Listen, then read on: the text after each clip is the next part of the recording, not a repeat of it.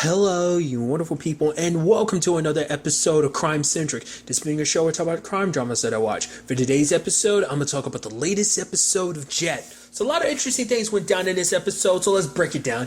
Obviously, we have Jett coming back home. Obviously, like one of the first things she does, at least we see in the show, is her hugging Alice. And I even love, because obviously it's like, it's like your daughter potentially is being threatened, like you're scared, and obviously after, Ruth is dying too, it's just kind of a whole, you got to hold on to what you have and cherish it, so it's just a scary moment. And I love what Jett does. Like, she's obviously like, okay, I'm going to see Charlie. I got to, slap myself together. It's like, okay, how am I going to respond to everything? It's like, no. I just say it like this. It's like, well, why wouldn't it? No, don't do it like that.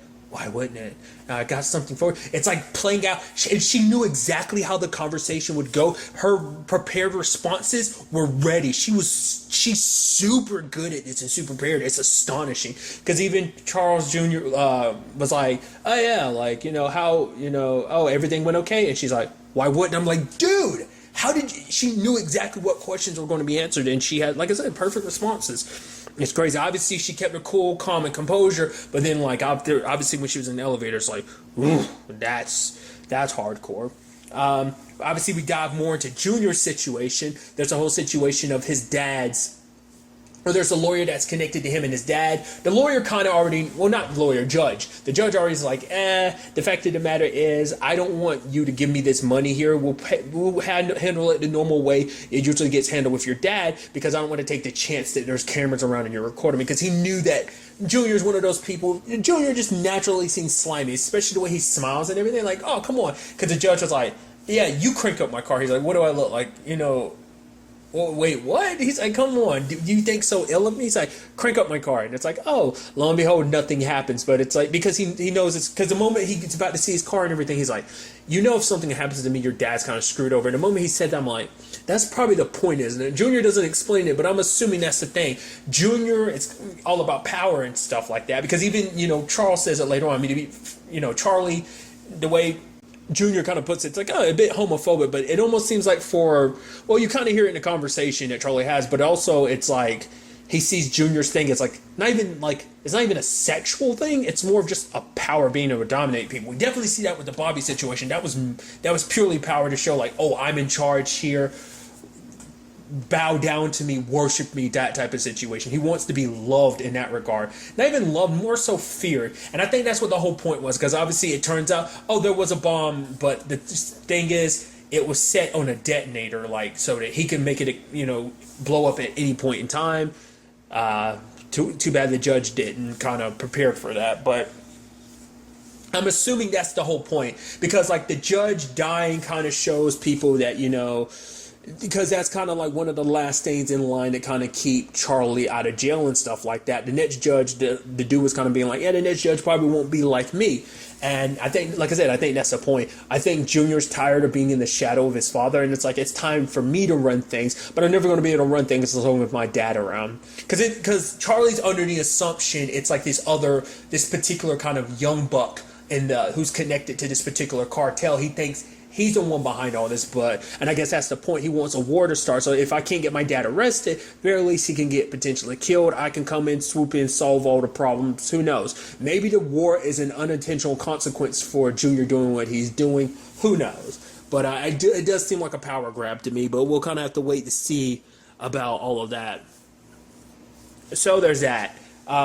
Once again, just showing you how awesome Jett is. The fact is, she's literally having dinner with Charlie, but she has to make everything seem normal and stuff like that. And I love that he's having that conversation with her about, like, oh yeah, what's going to happen next after this? Like, what's it going to take for me and you, get in bed together again?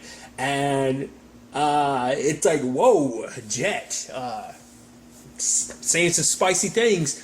I even love that the dude, the manager or whatever, kind of interrupts the first time. You see Charlie kind of look at him almost like, dude, go away. Go away. She was getting to the good part now. What were you saying? I feel so bad for that bastard, because not only did he interrupt Charlie technically twice already, let's count that first time. So while he was also on the phone, he's like, oh, you shouldn't do that. Benny tried to pull him away, but he was like, and he came back around, I'm sorry, but Charlie, proceeded to punch him in the face, which shows you, well, at least shows Jett, because Jett already knows not to cross Charlie, but the fact is he's over there kissing your hand after he literally punched the dude's face in. But it's also the fact is, it's like, well, that's probably just naturally Charlie, but also, you know, it's just like if you piss him off or annoy him, sure, but also it could also be the fact is he was already not in a good mood, so that might have contributed to, like, the dude getting his face punched in like that. So the other person that kind of usually handles things, he ends up not being there, so things would have played out a little bit different, because that person would have known that, oh, this is Charlie, let him do what he wants to do. But the dude, he's only been doing his job for like 6 months, so he's kind of new to the whole thing. So there's that whole situation. So you kind of feel bad for the guy. And speaking of Benny, it's interesting with Benny's, because he's at like a what is it? I know it's is it considered AA? A meeting, because I was about to say, because it's like it's AA's for alcoholics, but I'm assuming that's for anyone with any addiction. But nevertheless, it turns out there's this there's a dude that was involved with the whole getting Rufus out of jail last episode. Apparently, like, after that, ended up losing his job because of the terrible thing he did to protect his wife. Found out his wife was cheating, got high, came back and punched her in the face. And I thought that was so interesting because Benny's there, and then the moment he hears that, he lifts his head up. I wonder, did he already know ahead of time about her situation, or was he just I guess he was trying to keep an eye on them to make sure they don't talk. I guess that was kind of the main point, but it's like, oh, he heard that, and I guess for whatever reason, that doesn't resonate with Benny. Like, even, you know, because that's the thing, even bad guys have their limits of like, whoa, that's crossing the line. So what he's doing is he's actually kind of stalking the dude's wife to make sure she's okay. Even Carl's like, dude, what are you doing? Is it just about, you know, he's like, no, it's not even like that. I just want to make sure she's okay. So that was kind of interesting. Kind of shows you the good nature that Benny is. You know, that fact is he would go through this. I mean, he's not doing it on orders. He's just doing it for his own heart. So I just think that's kind of fascinating situation. I'm curious to see what that story ends up developing into. It'd be weird and twisted if it turns out like, oh, they end up getting together, especially considering the fact is that he's the one that killed her, the man she was having an affair with last episode. So it's like, yeah, that put a little stain on that. But I'm curious to see what's going to happen. Like, is it going to be a situation of like, oh no, I'm going to be here and I'm going to take care of her? Like, it's so weird. Like, the circumstances you met under, I guess it could grow into a crazy, wild love story if that ends up being how they turn that situation around. I have no idea. I'm so curious to see what that ends up being. It seems like just kind of a side plot that might turn into something bigger later on. Like I said, we'll have to wait and see. Obviously, Jett gets introduced to Evans. He's the dude basically sent by the Russian to be like, yo, so I'm your handler. We got to do some work for him. I love that, you know, Jett, once again, showing her fearlessness and stuff like that. The dude's like, yeah, the fact that it matters is things aren't black and white. She's like, except for a panda and a soccer ball and a zebra, and making a point. And she being so snarky and she's being so cheeky, and I love it, you know? But it's like a reminder of like the consequences for not doing what you're told to, so kind of putting her back in line. Obviously still dealing with everything, like, you know, Rufus's death still hasn't escaped her mind, to the point she actually wants revenge against Junior. She actually goes to Jackie. It's like, you want to take down Junior? I'm gonna help you do it. Because truth be told is he wants Junior or Charlie, but if he can get Junior, he'll get Junior, which he's fine with. Turns out also the woman he's having an affair with, which turns out he's having an affair, is his partner, which I guess I shouldn't be too surprised. I guess that's a commonality. You spend enough time with someone, of course it's going, you know, probably day in and day out, you're stuck in a car, you're constantly working together, you know so much stuff about each other, you know, so much intimate details about each other. And typically with cop stuff, it typically always seems like cops don't always share that side of their life with their partner, so that's something they can, well, their outside of work partner, their work partner tends to be the one who kind of handles and knows all sides of them essentially. So I guess it's almost fair. I mean, his partner is kind of like, you know, I hate this situation, but he's like, Jackie's like, hey, you're actually a good person. She's like, what? He's like, because the fact is that it actually hurts you to be caught up in this situation, having an affair and stuff like that, kind of shows how much of a good person you are. So that's interesting. But the whole thing is like, she brings up a point to Jett to be like, if you do this, you never know what the consequences are going to be. You don't know who's going to get hurt. But for her, it's like, I don't care who gets hurt. Jett just wants Junior to pay, because she had to beat it once again, and that's what I was brought up last episode too. I wanted to know what that confrontation was going to look like, because she can't say anything to Junior, because if she does, she would, expose herself in turn and end up kind of, at the very least, she's going to do what maybe she'll find a way around it, but right now what she wants is revenge. It's because of Junior that Rufus is dead. He didn't directly pull the trigger, but indirectly it's his fault that this all happened. It's more so directly his fault, but you get what I'm trying to say. So there's that. I do like that, obviously, it's like, oh yeah, like meeting in a car with Jackie and his partner and everything, and there's the whole conversation, because the partner's like, why don't you, this is all about revenge, why don't you just kill Jackie yourself? And she's like, what kind of cop is your partner for her to say something like that? It's like, because it's like, obviously, it's like, if you want us to take Junior down like that, obviously, she's like, there's definitely more to this that you're not telling us about. And the fact of the matter is, you're going to be putting us in danger doing all of it. Like, what is it? But like Jett's like, the fact of the matter is, how about we do this? I give you information, you take down Charlie, and you don't worry about my side of things. And it's basically like, what was it she said? Oh yeah, because the partner was kind of like, well, we're not going to beat, you want us to be there to protect you. She's like, actually, I don't. Quite opposite. If I see hide or hair of you guys, I even get the feeling I'm being told by the cops and watched, our deal is off. So see you in a week. And leaves. And I love Jackie being like, see, I told you two would get along. So that's definitely going to be interesting interactions going forward. All the while, Jett is having to plan out this theft from Evans. It's something that the Russian wants for whatever reason. Because obviously Jett feels like there's more to it. She obviously doesn't want to pull the job either because it's too close to her home, which you would assume that the guy would understand, because it's like, her going to jail won't benefit you. It kind of actually screws you over to a certain extent, but I guess it's kind of a trial run to see that she can do what she's told. So they're like, yeah, but at the same time, it's like, well, you got to understand that too. She hasn't been out of jail that long. At least I'm under the impression she hasn't. And so a crime kind of being committed fairly nearby. Okay. But because of that, she kind of had to get smart with it. So they hire a prostitute to kind of make the whole situation happen, like get close to this dude so they can break into his place, because the club he's in, to get to the safe and stuff like that. Many different things to kind of break down about that. Well, for one, I love that she's like, oh, you really want to get me a singing career and stuff like that? And she's like, don't worry, I can sing and fuck at the same time. I'm like, okay. And then lo and behold, things kind of play out. I'm like, oh, is she in on this, or does she not know? But the moment they grabbed her, start dragging her and threw her in a pit, and bam, bam, bam, I was like, the fact that she's not saying anything, or makes me think, oh, she's definitely in on it. I knew from that point, because I was like, there's no way Jett's going to go that, because I think Jett's not afraid to use a gun, but I don't think it's a situation of like she will willy-nilly kill somebody. It kind of has to be like a last resort, I think, because it's not even like, even if she wanted to, it's not like she could straight up kill Charles Jr. without there being issues. Like, it'd be a whole thing. Like, getting him arrested is kind of an easier way just to kind of punish him, and maybe he'll suffer ramifications after that, but that way she kind of gives him the middle finger for him being responsible and just kind of getting him out of the way. So either way, poor bastard is scared out of his mind, and I love Jett going over there, and I love, we find her name is Phoenix. I love her being like, is it weird that I'm like super turned on right now? And Jett's like, of course not. It's very natural. So it turns out her and Phoenix actually know each other, because it was like, yeah, make sure you don't give your brother that money. So that's definitely going to be interesting. I think I saw, I was looking at the cast and stuff like that, and I saw her name. It seemed like she was one of the main characters, so I think we will be seeing more of her over the course of the series. Maybe not, but we'll see. So that was interesting.